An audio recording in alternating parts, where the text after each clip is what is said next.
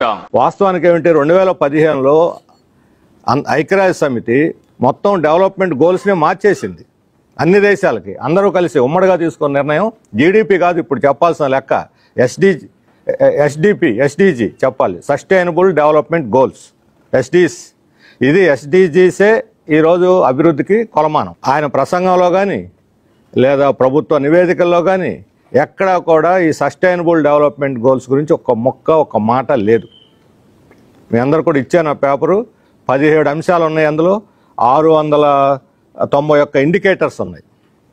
ఈ ఇండికేటర్స్ మన రాష్ట్రంలో పరిస్థితి ఏమిటి, దేశం పరిస్థితి ఏమిటి?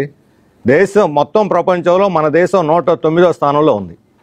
ఎస్డిసిస్లో ప్రపంచంలో మన దేశం 109వ స్థానంలో ఉంది. మనం సిగ్గుపడాలి. మనం 4వ దేశం అవుతాం, 3వ దేశానికి జంప్ చేయబోతున్నాం.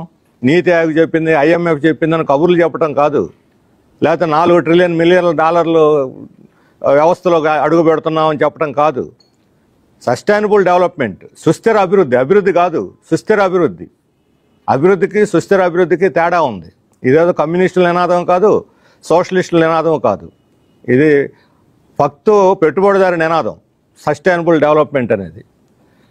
మరి సస్టైనబుల్ డెవలప్మెంట్ గోల్స్లో ఒక్కటన్నా మనం అందుకున్నామా? దేశం 109వ స్థానంలో ఉంటే దేశంలో మన స్థానం ఎక్కడుంది? 10వ స్థానంలో ఉన్నాం. 10వ స్థానంలో ఉన్నాం. అంతేకాదు, సస్టైనబుల్ డెవలప్మెంట్లోనే కాదు, ఈరోజు చంద్రబాబు నాయుడు గారు టెక్నాలజీ గురించి మాట్లాడుతున్నారు. Artificial intelligence, deep tech, quantum valley, మొత్తం 5-6 రకాల వాటి గురించి మాట్లాడుతూ ఉన్నారు. వాటిలో మన స్థానం ఏమిటి? మన హిందూ ఒక డేటా మొత్తం సేకరించి ఇచ్చారు. దేశమే వెనకబడిపోయింది వీటన్నిటిలో.